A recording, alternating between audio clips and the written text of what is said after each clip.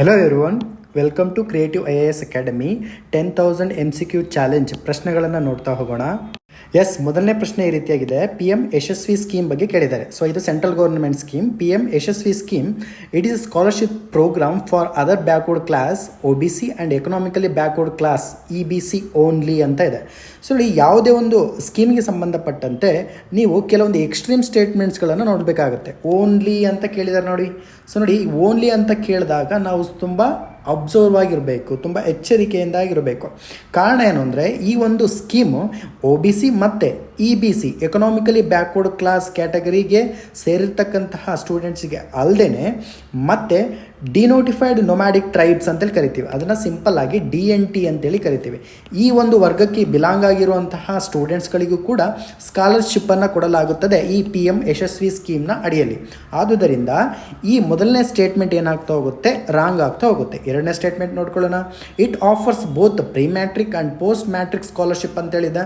So ಇದೊಂದು general statement ಆಗಿರೋದ್ರಿಂದ ಸರಿಯಾಗೋ ಚಾನ್ಸಸ್ ಜಾಸ್ತಿ ಆಗಿದೆ. ಸೊ ಹೆನ್ಸ್ ಇಲ್ಲಿ ಆಪ್ಷನ್ 2 ಅಂದರೆ 2 ಓನ್ಲಿ ಅಥವಾ 2 ಮಾತ್ರ, 2 ಓನ್ಲಿ ಅನ್ನೋದು ಸರಿಯಾದ ಉತ್ತರ ಆಗುತ್ತೆ. ಎಸ್, ಮುಂದಿನ ಪ್ರಶ್ನೆ ಈ ರೀತಿಯಾಗಿದೆ. Purple revolution in India. ನೋಡಿ, ಪರ್ಪಲ್ ರೆವಲ್ಯೂಷನ್ ಅಂದ ತಕ್ಷಣ ನಿಮಗೆ ಏನು ತಿಳ್ಕೊಬೇಕು ಅಂದರೆ, ಲ್ಯಾವೆಂಡರ್ ಅಂತಕ್ಕಂತಹ ಒಂದು ಹೂವು ಕಂಡು ಬರುತ್ತೆ, ರೈಟ್? ಈ ಲ್ಯಾವೆಂಡರ್ ಅಂತಕ್ಕಂಥ ಹೂವಿನಲ್ಲಿ ಕ್ರಾಂತಿಕಾರಿಕವಾದಂತಹ ಬದಲಾವಣೆ ಆಗುತ್ತೆ. ಯಾವ ಒಂದು ಸ್ಟೇಟಲ್ಲಿ, ಜಮ್ಮು ಆ್ಯಂಡ್ ಕಾಶ್ಮೀರ ಅನ್ನುವಂಥ ಪ್ರದೇಶದಲ್ಲಿ ಈ ಒಂದು ಹೂವಿನ ಕ್ರಾಂತಿಕಾರಿಕವಾಗಿರ್ತಕ್ಕಂಥ ಉತ್ಪಾದನೆ ಆಗಿರೋದ್ರಿಂದ ಇದನ್ನು ಪರ್ಪಲ್ ರೆವಲ್ಯೂಷನ್ ಅಂತೇಳಿ ಕರೀತೇವೆ. ಆಯ್ಕೆಗಳನ್ನು ನೋಡ್ಕೊಳ್ತಾ ಹೋಗೋಣ. It is a part of the national mission for sustainable agriculture ಅಂತೇಳಿದೆ. ಇದು ಆಪ್ಷನ್ ತಪ್ಪಾಗುತ್ತೆ. ಅದೇ ರೀತಿ ಎರಡನೇ ಆಪ್ಷನ್ ಅನ್ನು ನೋಡ್ಕೊಳ್ಳೋಣ. It covers coarse cereals and pulses partially ಅಂತ ಹೇಳ್ತಾ ಇದ್ದಾರೆ. ಸೊ ನೋಡಿ, ಕೋರ್ಸ್ ಶೆರಿಯಲ್ಸ್ ಮತ್ತು ಪಲ್ಸಸ್ಗಳು ಎಕ್ಸ್ಕ್ಲೂಸಿವ್ ಆಗಿ ನಮಗೆ ಅಗ್ರಿಕಲ್ಚರಲ್ಲೇ ಬರ್ತದೆ.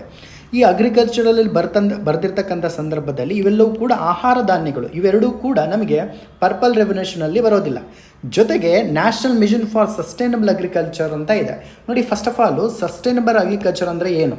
ಫಾರ್ ಎಕ್ಸಾಂಪಲ್ 21st ಸೆಂಚುರಿಯಲ್ಲಿ ಬದುಕ್ತಾ ಇರ್ತಕ್ಕಂತಹ ನಾವು 22nd ಸೆಂಚುರಿಗೆ ಬದುಕ್ತಾ ಇರ್ತಕ್ಕಂಥ ಜನಗಳಿಗೂ ಕೂಡ ನಾವು ಸಂಪತ್ತುಗಳನ್ನು ಉಳಿಸಿ ಹೋಗಬೇಕು. ಆ ರೀತಿಯಾಗಿರ್ತಕ್ಕಂಥ ಒಂದು ಡೆವಲಪ್ಮೆಂಟಿಗೆ ನಾವೇನಂತ ಕರಿತೀವಿ ಅಂದರೆ ಸುಸ್ಥಿರ ಅಭಿವೃದ್ಧಿ ಅಂತೇಳಿ ಕರಿತೀವಿ.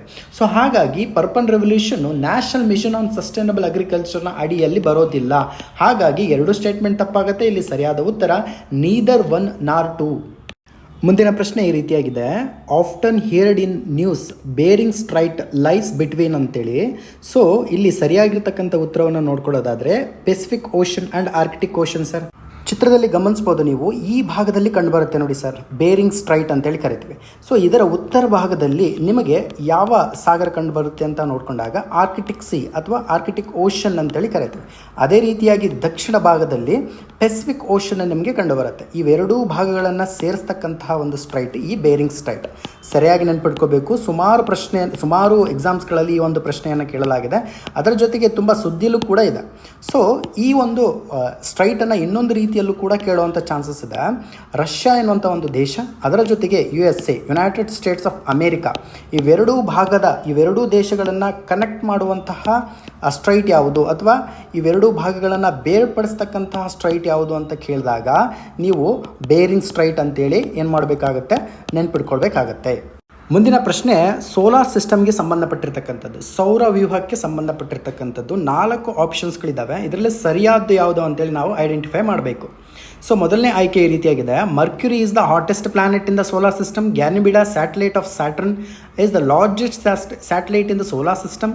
Neptune is surrounded by methane gas rings of sub zero temperature. Phobos and Deimos are 2 satellites of Mars ಅಂತೇಳಿದೆ. ಸೊ ಈ 4 ಆಪ್ಷನ್ಸ್ಗಳಲ್ಲಿ ನೀವು ಈಸಿಯಾಗಿ ಐಡೆಂಟಿಫೈ ಮಾಡ್ಬೋದು. ಹೇಗೆ ಅಂತ ಹೇಳ್ಕೊಡ್ತೀನಿ ನೋಡಿ. Mercury is the hottest planet in the solar system ಅಂತ ಇದೆ. ನೋಡಿ, ಸೋಲಾರ್ ಸಿಸ್ಟಮಲ್ಲಿ ಅತಿ ಹೆಚ್ಚು ಉಷ್ಣತೆಯನ್ನು ಹೊಂದಿರತಕ್ಕಂಥದ್ದು, ಅತಿ ಹೆಚ್ಚು ತಾಪಮಾನವನ್ನು ಹೊಂದಿರತಕ್ಕಂಥದ್ದು ವೀನಸ್. ಇದನ್ನು ನಾವು ಕನ್ನಡದಲ್ಲಿ ಶುಕ್ರ ಗ್ರಹ ಅಂತೇಳಿ ಕರಿತೇವೆ.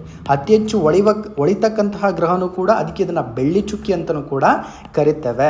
ಸೊ ಹಾಗಾಗಿ ಇಲ್ಲಿ ಮೊದಲನೇ ಸ್ಟೇಟ್ಮೆಂಟ್ ರಾಂಗ್ ಆಗುತ್ತೆ. ಎರಡನೇ ಸ್ಟೇಟ್ಮೆಂಟ್ ನೋಡ್ಕೊಳ್ಳಿ. Ganymede it is the largest, solar ಸಿಸ್ಟಮಲ್ಲಿ ಅತ್ಯಂತ ದೊಡ್ಡ ಉಪಗ್ರಹ ಯಾವುದು ಅಂತ ಕೇಳಿದಾಗ ನೀವು ಗ್ಯಾನಿಮಿಡಾ ಅಂತೇಳಿ ಐಡೆಂಟಿಫೈ ಮಾಡಬೇಕು. ಯಾಕಂದರೆ it is the biggest satellite in the solar system. But ಅದು ಸ್ಯಾಟ್ರನ್ ಶನಿ ಗ್ರಹಕ್ಕೆ ಸಂಬಂಧಪಟ್ಟಿಲ್ಲ, ಬದಲಾಗಿ ಯಾವುದಕ್ಕೆ ಸಂಬಂಧಪಟ್ಟಿರುತ್ತೆ ಅಂದರೆ ಜುಪಿಟರ್ ಅಥವಾ ಗುರು ಗ್ರಹಕ್ಕೆ ಸಂಬಂಧಪಟ್ಟಿರ್ತಕ್ಕಂಥದ್ದು ಅನ್ನೋದನ್ನು ನೀವು ನೆನಪಲ್ಲಿ ಇಟ್ಕೊಳ್ಬೇಕು. ಸೊ ಎರಡನೇ ಸ್ಟೇಟ್ಮೆಂಟು ಕೂಡ ಏನಾಗ್ತಾ ಹೋಗುತ್ತೆ, ತಪ್ಪಾಗ್ತಾ ಹೋಗುತ್ತೆ. 1 ಮತ್ತು 2ನೇ ಸ್ಟೇಟ್ಮೆಂಟ್ ತಪ್ಪಾದರೆ ನೀವು ಈಸಿಯಾಗಿ ಏನಾಗ್ಬೋದು, 3 ಸ್ಟೇಟ್ಮೆಂಟನ್ನು ತೆಗೆದು ಹಾಕ್ಬೋದು. ಈಸಿಯಾಗಿ ನಿಮಗೆ 3 ಮತ್ತು 4ನೇ ಸ್ಟೇಟ್ಮೆಂಟ್ ಸರಿ ಅಂತೇಳಿ ಆಗುತ್ತೆ. ಹಾಗಾಗಿ ಇಲ್ಲಿ ಸರಿಯಾದ ಉತ್ತರ 3 and 4. Neptune is surrounded by the methane gas ring of the sub zero temperature. Phobos and Deimos are the 2 satellites of the Mars. ಮಂಗಳ ಗ್ರಹದ 2 ಪ್ರಮುಖವಾದಂತಹ ಉಪಗ್ರಹಗಳು ಪೋಬೋಸ್ ಮತ್ತು ಡಿಮೋಸ್.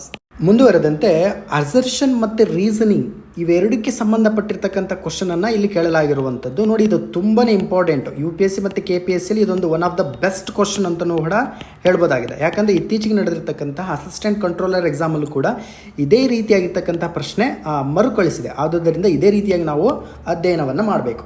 ಈ ಪ್ರಶ್ನೆಯನ್ನು ಯಾವ ರೀತಿಯಾಗಿ ಬಿಡಿಸ್ಬೋದು ಅನ್ನೋದನ್ನು ನಾನಲ್ಲಿ ತುಂಬ ಸಿಂಪಲಾಗಿ ಹೇಳ್ಕೊಡ್ತಾ ಹೋಗ್ತೇನೆ. The shape of the earth is geoid ಅಂತ ಹೇಳಿದೆ. ಇದು ಏನು ಹೇಳ್ತಾ ಇದ್ದಾರೆ ಅವರು, ರೀಸನ್ ಅಂತೇಳಿ ಹೇಳ್ತಾ ಇದ್ದಾರೆ, ರೀಸನ್ ಅಂತೇಳಿ ಹೇಳ್ತಿದ್ದಾರೆ. ಬಟ್ ಇದಕ್ಕೆ ಪ್ರತಿಪಾದನೆ ಅಥವಾ ಅಸರ್ಷನ್ ಏನು ಅಂತ ನಾವು ಹೇಳಬೇಕು. ಓಕೆನಾ, ಅಸರ್ಷನ್ ಏನು ಅಂತೇಳಿ ನಾವೇನು ಮಾಡಬೇಕು, ಇಲ್ಲಿ ನಾವು ಐಡೆಂಟಿಫೈ ಮಾಡಬೇಕು. The earth is slightly flattened at the poles, not at the equator ಅಂತೇಳಿದೆ. So that is the right answer actually. ನೋಡಿ, ಸ್ಲೈಟ್ಲಿ ಏನಾಗಿದೆ, ಫ್ಲಾಟೆನ್ಡ್ ಆಗಿದೆ ಪೋಲ್ಸ್ ಭಾಗದಲ್ಲಿ, ಬಟ್ ಈಕ್ವೇಟರ್ ಭಾಗದಲ್ಲಿ ಆ ರೀತಿ ಆಗಿಲ್ಲ. ಅದಕ್ಕೋಸ್ಕರನೇ ಇದನ್ನು ಏನಂತ ಕರೆದ್ರು ಅಂದರೆ ಅವರು ಜಿಯಾಯ್ಡ್ ಶೇಪ್. ಜಿಯೋ ಸೈಂಟಿಸ್ಟ್ಗಳು ಏನಂತ ಕರೆದ್ರು, ಇದಕ್ಕೆ ಜಿಯಾಯ್ಡ್ ಶೇಪ್ ಅಂತೇಳಿ ಕರೆದು.